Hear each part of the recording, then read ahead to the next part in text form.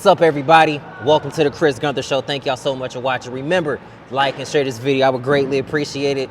I'm back home today. I was walking through the halls. It felt good to be home. Without any further ado, the Chris Gunther Show welcomes back Coach Gunn. What's going on with you, man? How you doing, brother? Good to see you, man. Good to see you, too. I need to go ahead and address this. Yep. It felt great being back for a little bit last season. Yeah. Not just to be around the team, but to just see how everybody was doing. Right. It's great to be home. You know, how's everybody doing? Everybody's great, man. Everybody's doing good. Good to be back in the gym. It's basketball season right up on us. So best time of year, ain't it? Best time of the year, man. So we're so we're extremely excited about the season, about some of the kids we have. The brutal schedule that we have as usual, yeah. So we're looking forward to it. So, it's that time, and we're pumped and we're ready to roll. Two-part question. Yes. I remember when I walked in here, there's one out of all the banners, there's one that touches my heart pretty well. Yeah. And the only reason I bring that up, first part is that year we were considered the underdog. Yeah. And that run we had, I never got a chance to ask you, right, how much fun is it being considered the underdog? It's the greatest feeling in the world. I don't never like being the front runner. Like this year, and I'm looking in the camera for a reason. Everybody knows we're the underdog. And I like that because it's a challenge when you're a coach to see if you can take and mold kids that nobody expects to be good, and then they turn out to be something special. And that's what we're expecting this year. This year, you have two key guys coming back. Yep. Noah, you have Jay. Yep. Those guys had phenomenal seasons. Right. All-state performers, all-conference performers. Yes. What I love about them the most, though, as great as they are as players, they're much better kids. Oh, my God, phenomenal kids. Noah did a piece on his Christian values a couple days ago. It was on the internet. Jay did a piece on himself. His logo is on God #1, and so you can talk about them being basketball players, but they are great, strong Christian kids also. And if you talk to anyone, you talk to their teachers, you talk to people out in public, you talk to parents, and they say, man, those kids are just phenomenal kids. And at the end of the day, basketball is great. It's a vehicle for those kids. But at the end of the day, it's about creating great young men, and those two are the leaders of the pack. We gave them the nickname the Dynamic Duo. So basketball is a life teacher because in so many aspects, in one season you could be up, and then the next season something can happen, and you have to make the adjustment to it. Yeah. Last year, there was a second round exit, which nobody saw coming. Right. But it teaches you could lose at any given moment, and you got to make that adjustment. Right. We can't come in here and take anybody for granted because at any given moment something can happen. And to be honest, nobody expected us to go to state the year before that. So it's always for me. It's never been. You look at a team, you say, well, that team's going. No. For us, it's always been usually the team that nobody expects that makes the runs and that have done special things here. And honestly, as a coach, when your back's against the wall and you don't feel like you're as talented, you probably put more into it.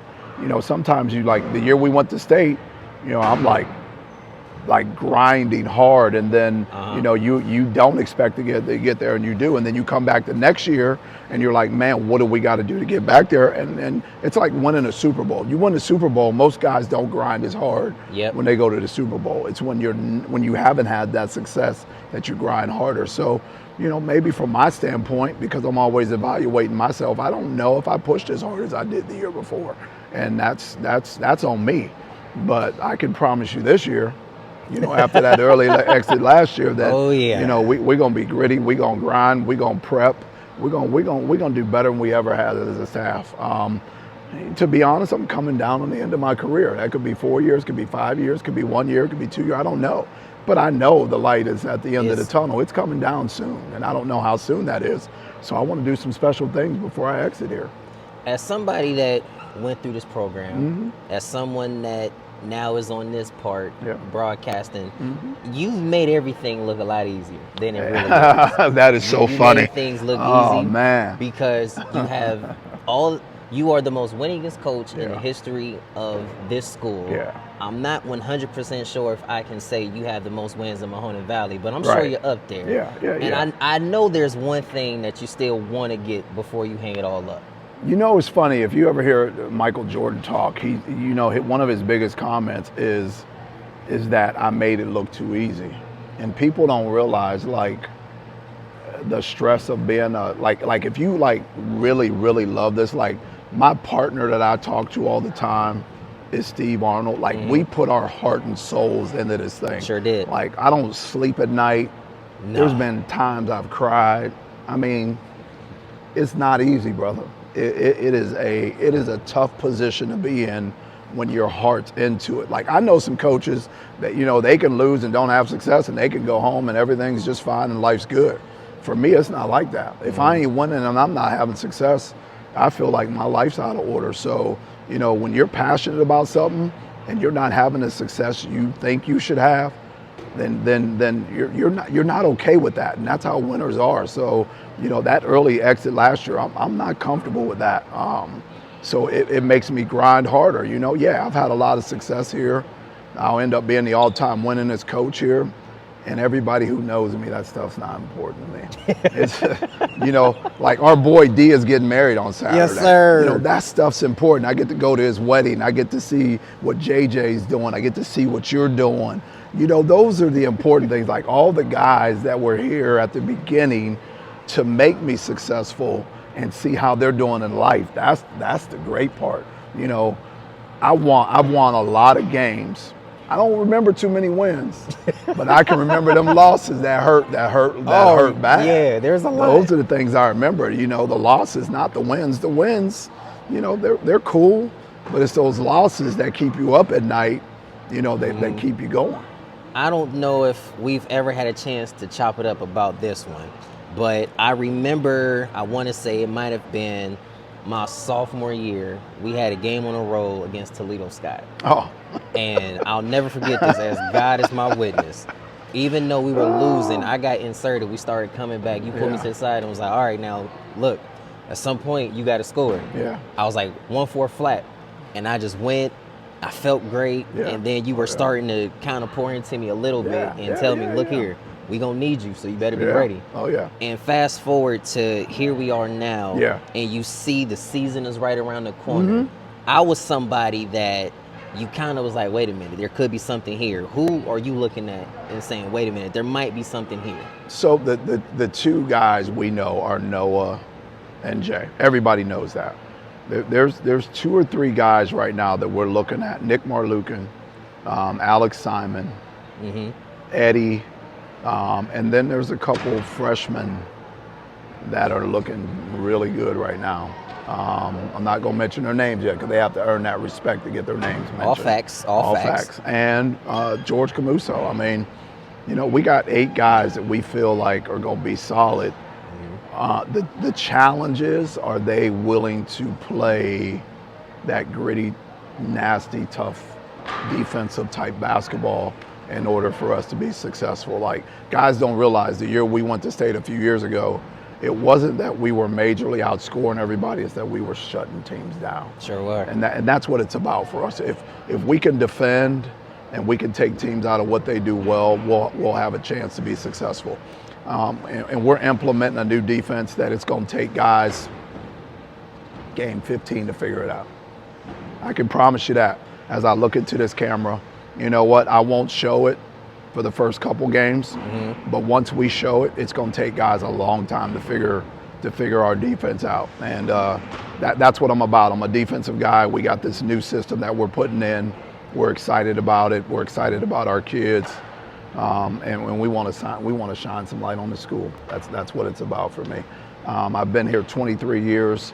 This school have my back from day one. I'm the first black head basketball coach here, and I'm excited about what we can do for our school. That's what I'm about. Like, there's so many people were asking me questions. Was I going to leave? Was I going to take Jay to a prep school? Never even crossed my mind one time. Jay has had many offers to go to preparatory schools since he's a freshman. you know, Jay has a chance to be the all-time leading scorer. I got a chance to be. I am the all-time leading coach. Noah's probably going to get 1,000 this year. Jay's probably going to get 1,000 this year. How could I leave that? How could I leave this? Right. I mean, my name is on this. My blood is on this. My sweat and tears is on this. This is everything to me from December to March every year. Now, with that being said, God's number one, my family's number two, and then basketball is right there. I wanted to interject this. Yeah. As you were talking about Jay potentially becoming an all-time leading scorer, Noah getting 1,000 points, I saw the excitement, not just about the basketball, but to see that you've been able to leave an imprint and an impact. As a black man in a predominantly white city at a sometimes predominantly all-white school, that's unheard of. It's unheard of. And one of my good friends has always told me that they can't believe they put me in this position and how we've been able to succeed. And you know, it's a mark for me to set so that the young coaches, black and white, can look at this and say, man, he did it, and he did it the right way. And I say that I did it the right way is because I've never allowed outside influences to come into my program. I've never allowed parents to infiltrate my program. It's always done it my way. Have I lost kids in the process because of that? I have. But I've always been able to look myself in the mirror and be like, I've always done it the right way. Nobody's infiltrating the program. We coach hard, we play hard, we win hard, we live together, we play together. And that's always the way it's been here, and I've never had to change that.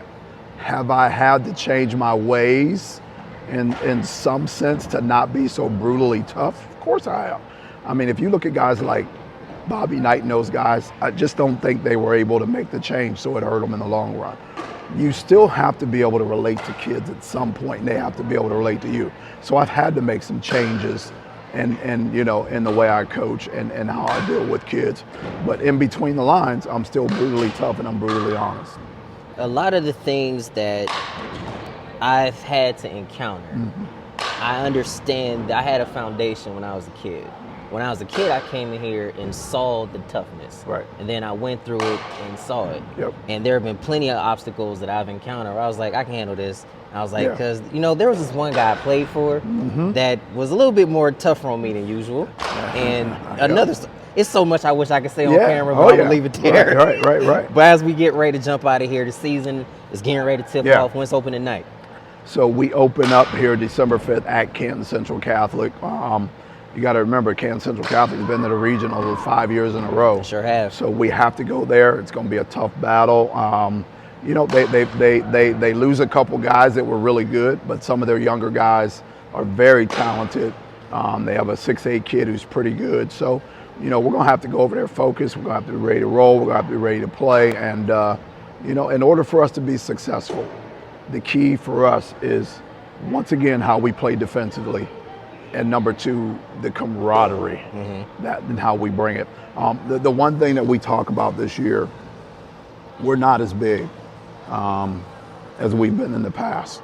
So we are, you know, I had our kids look at a Eric Thomas sermon and a motivational speak, and it talks about the African wild dogs. And that's what we are. The African wild dogs, they average about 55 pounds. But they hunt bigger animals, and they actually take advantage of the animals because of how they are as a pack. And that's what we are. We expect our kids to play as a pack, not as individuals.